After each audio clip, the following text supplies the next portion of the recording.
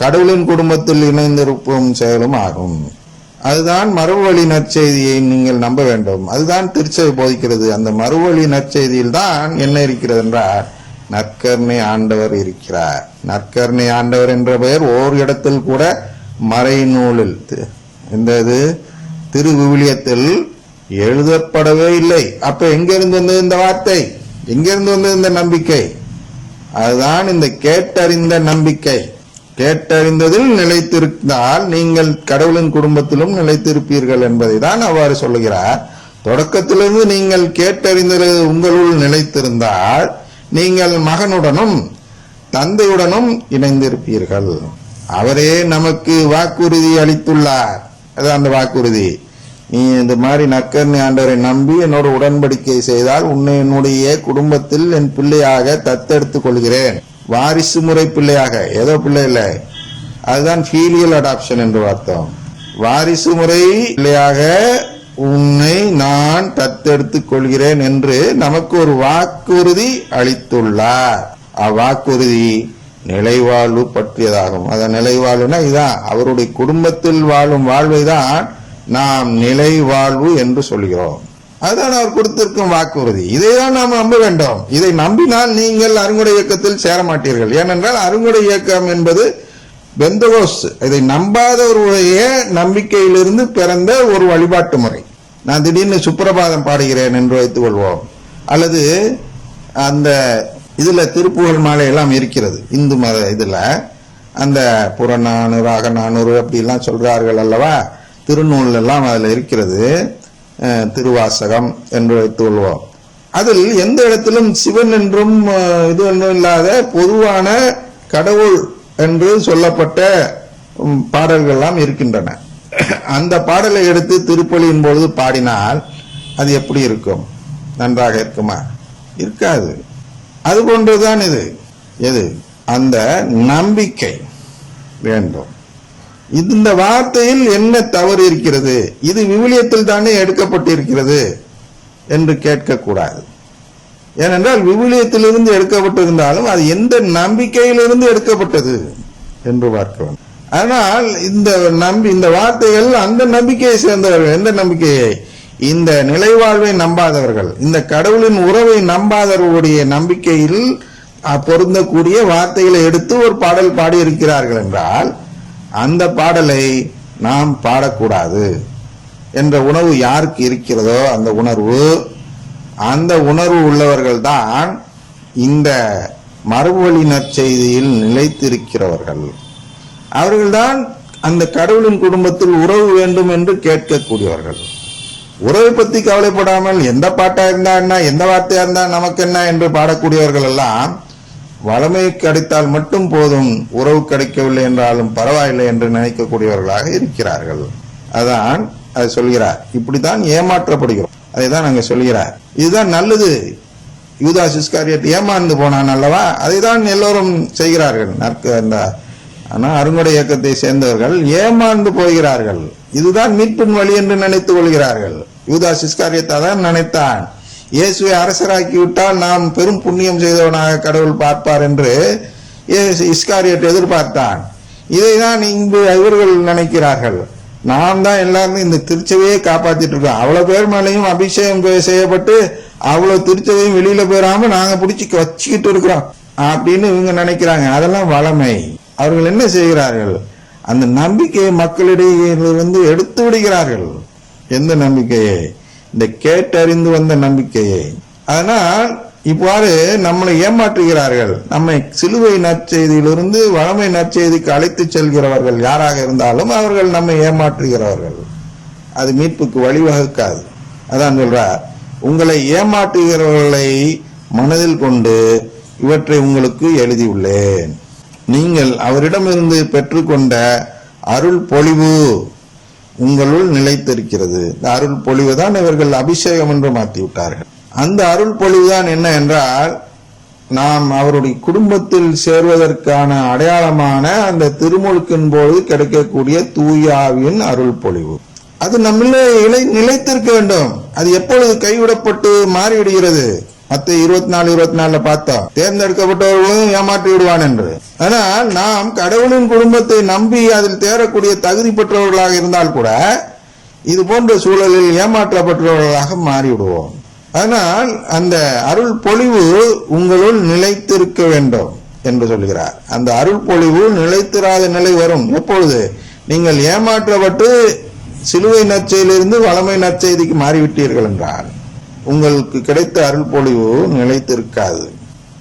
நீங்கள் அவரிடம் இருந்து பெற்றுக்கொண்ட அருள் பொழிவு உங்களுள் நிலைத்திருக்கிறது. அதனால் உங்களுக்கு எவரும் கற்பிக்க வேண்டிய தேவையில்லை. புரியுதா? இங்கேருந்து வந்துட்டு பைபிளை தூக்கிட்டு வருவாங்க வீடு வீடா, நான் பைபிளை சொல்லித்தரேன். வேண்டாம், நீங்க பைபிளே தொடரலனாலும் பரவாயில்ல. யூ ஹாவ், நீங்க உங்கள் இடத்தில் என்ன இருக்கிறது? மரபு வழி நற்செய்தி உங்கள் உள்ளத்தில் எழுதப்பட்டு இருக்கிறது, இதயத்தில். அது போதும். நற்கருணை ஆண்டவரை நம்பினால் மீட்பு பெற்றுவிடலாம் என்ற அந்த ஒரு வசனம் போதும். உள்ளத்தில் எழுதி கொள்ளுங்கள், அதை கைவிட்டு விடாதீர்கள். அதனால்தான் பாமர மக்கள் கூட, படிக்காதவர்கள் கூட, விவிலியத்தை படிக்க தெரியாதவர்கள் கூட கத்தோலிக்க திருச்சபையில் இருக்கிறார்கள், நற்கருணையை புசிக்கிறார்கள், மீட்பு பெறுகிறார்கள். படிப்பறி உள்ளவர்கள் தான் மீட்பு பெற வேண்டும் என்ற அந்த சூழ்நிலை இங்கே இல்லை. ஏனென்றால் உங்கள் உள்ளத்தில் அந்த நம்பிக்கை ஒன்று இருந்தால் போதும். அதான் சொல்றார். அதனால் உங்களுக்கு எவரும் கற்பிக்க வேண்டிய தேவை இல்லை. இதை நம்பிவிட்டால் போதும். மறுவழி நற்செய்தியை நம்பிவிட்டால் போதும். இன்னொரு பைபிள் எடுத்துட்டு சொல்லணும் கொள்ளணும்லாம் ஒரு தேவையும் கிடையாது. மாறாக நீங்கள் அவரிடம் இருந்து பெற்றுக்கொண்ட அருள் பொழிவால் அனைத்தையும் கற்றுக்கொள்கிறீர்கள். அந்த தூய ஆவியானவர் தான் இந்த நற்கருணை ஆண்டவரை பற்றி சொல்லி உங்களுக்கு அந்த கடவுளின் குடும்பத்தை குறித்த அந்த உணர்வை கொடுத்து அதை அனைத்தையும் சொல்லிக்கிட்டார். அவ்வளவுதான். இதுக்கு மேல அங்க ஒண்ணும் இல்ல. பைபிள்ல இருக்கிறதெல்லாம் மற்ற சபையினருக்கு தான்.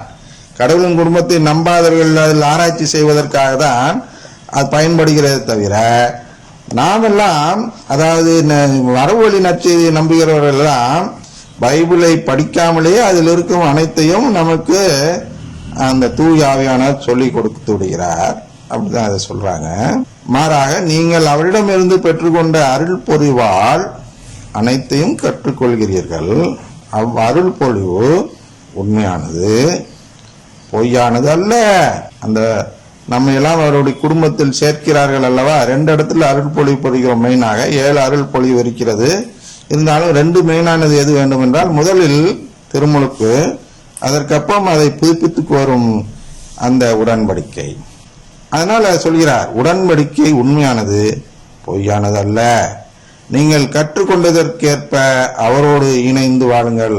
அதனால்தான் நற்கருணை ஆண்டவரை நாம் புசிக்கும் போது அவரோடு இணைகிறோம்.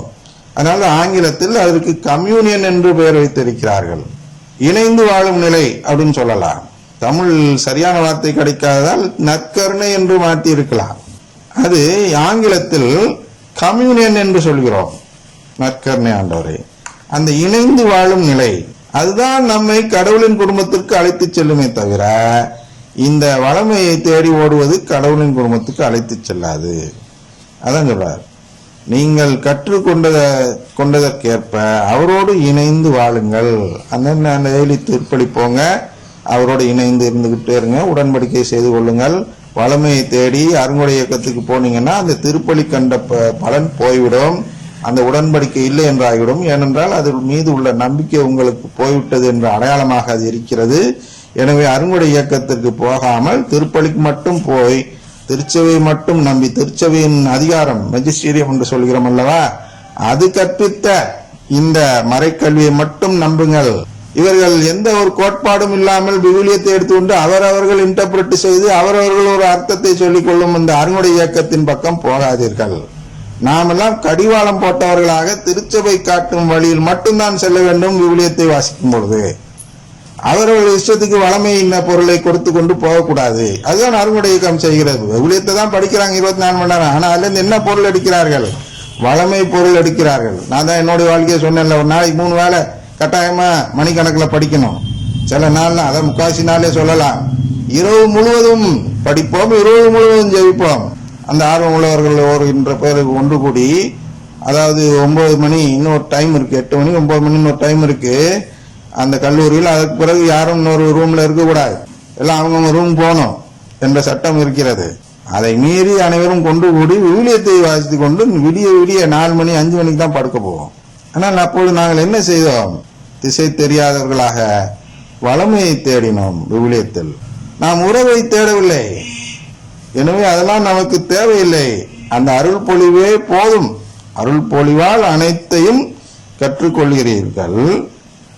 அருள் பொழிவு உண்மையானது, பொய்யானதல்ல. நம்ம திருப்பலியினாலே அனைத்தையும் கற்றுக்கொள்கிறோம். அந்த திருப்பலி உடன்படிக்கை என்பது உண்மையானது, பொய்யானதல்ல. நீங்கள் கற்றுக்கொண்டதற்கேற்ப அவரோடு இணைந்து இப்படி வாழ்வதுதான் இணைந்து வாழ்வது. இந்த நைட்டெல்லாம் ஊழியத்தை விட்டு நோண்டுவது இணைந்து வாழ்வதுன்னு நினைச்சேன். அது இல்லை. அதெல்லாம் இது மாதிரி செய்வதற்கு வேண்டுமானாலும் அதை உதவியாக வைத்துக் கொள்ளலாமே தவிர, இதன் மூலமாக நான் நேர ஆண்டவரோடு அப்படியே ஐக்கியமாயிடும், அப்படியே அவர் பிரசன்னத்தை உணர்றேன், அப்படியே கண்ணை மூடிட்டு அப்படியே மயங்கி இருக்கிறது, இதெல்லாம் அருள் பொழிவே இல்லை. ஆகவே பிள்ளைகளே, புரியுதா? பிள்ளைகளே, அதுதான் நம்பிக்கையில் வேண்டும். நாமெல்லாம் கடவுளின் பிள்ளைகள். அதனால்தான் இவருடைய பிள்ளைகளாகவும் மாறுகிறோம், யோவானுடைய பிள்ளைகளாகவும் மாறுகிறோம். ஆகவே பிள்ளைகளே, அவ தோன்றும் போது நாம் உறுதி இருக்கவும். எந்த நம்பிக்கை? நற்கருணை மீதுள்ள உறுதியான நம்பிக்கை. இவர்தான் மீட்பின் வழி என்ற நம்பிக்கை. அதான் நான் பல மேற்கோள்லாம் காட்டியிருக்கிறேன். எதுல? எக்குமுனிசம் என்ற பெயரில் நாம் இந்த நம்பிக்கையில விட்டக்கூடாது என்று 2ஆம் வத்திக்கான் சங்கம் கூறியிருப்பதையும், சிசிசி என்று சொல்லக்கூடிய அந்த திருச்சபை, கத்தோலிக்க திருச்சபையின் மறைக்கல்வி நூலிலும் இது சொல்லப்பட்டிருக்கிறது தெளிவாக. என்ன என்றால், நற்கருணை நம்பாமல் நமக்கு மீட்பில்லை. நற்கருணையை நம்பாமல் நமக்கு மீட்பில்லை என்பது தெளிவாக சொல்லப்பட்டிருக்கிறது. இன்று 2ஆம் வத்திக்கான் சங்க காலத்தில் சொல்லப்பட்டிருக்கிறது. ஏனென்றால் முன்பு சொல்லப்பட்டிருந்தது, இப்பொழுது இல்லை என்று சில குருக்கள் போதிக்கிறார்கள். இல்லை, என்ன சொல்றோம், நீங்க என்ன சொல்லிக்கப்பா, மற்ற எல்லாம் இருக்குன்னு. ஆனா நாங்க அது இல்லைன்னு சொல்லாம நாங்க என்ன சொல்லிட்டு இருப்போம்னு சொல்லு அப்படின்னு தான் சொல்லப்பட்டிருக்கோம் இல்லையா? கோட்பாடு விளக்கத்தில் வரும்பொழுது தெளிவாக சொல்லப்பட்டிருக்கிறது, நற்கருணை இல்லாமல் மீட்பு இல்லை என்று. அது வேண்டுமானால் இந்த ஆங்கில இதில் போய் பாருங்கள், அதில் தெளிவாக சொல்லுகிறோம். அதனால் இந்த நம்பிக்கையை தான் நீங்க சொல்கிறார். எந்த நம்பிக்கை? சிலுவை நற்செய்தி மீது உள்ள நம்பிக்கை. வளமை நற்செய்தி மீது உள்ள நம்பிக்கை விட்டுவிட்டு சிலுவை நற்செய்தி மீது உள்ள நம்பிக்கையில் உறுதியான நம்பிக்கை கொண்டிருக்கவும், அவருடைய வருகையின் போது வெட்கி விலகாதிருக்கவும் அவரோடு இணைந்து வாழுங்கள். சரியா? இணைந்து வாழுதல், கம்யூனியன், நற்கருணையில் இணைந்து வாழும் நிலைதான். திருப்பலிக்கு டெய்லி போங்க. அப்பொழுது நாம் வெட்கி விலகி ஓடாத நிலை நமக்கு இருக்கும். துணிந்து கடவுளை எதிர்நோக்கி நிற்கலாம். ஆண்டவரே, வந்து விட்டீர்களா? என்னை உங்கள் சகோதரராக ஏற்றுக்கொள்வீர்களா? நான் அனைத்து தகுதியும் பெற்றவனாக தினமும் திருப்பலி சென்று திருப்பலியை நம்பி வாழ்ந்திருக்கிறேன், நற்கருணை ஆண்டவரை நம்பி வாழ்ந்திருக்கிறேன். எனவே நான் வெட்கி விலகி ஓட வேண்டிய தேவையில்லை. உங்கள் வருகையை எதிர்பார்த்த விதத்திலேயே நீங்கள் நற்கருணையிலிருந்து வந்து விட்டீர்கள். எனவே இந்த அருங்குடை இயக்கத்தினர்கள், அந்த நற்கருணையிலிருந்து நீங்கள் வருவீர்கள் என்று எதிர்பார்க்காத அந்த அருங்குடை இயக்கத்தினர்கள் வெட்கி விலகி ஓட வேண்டிய சூழ்நிலை ஏற்பட்டு இருக்கும் பொழுது நான் உங்களை மட்டுமே நம்பி வாழ்ந்து அருங்குடை இயக்கத்தில் சேராமல் இருந்தேன் அல்லவா?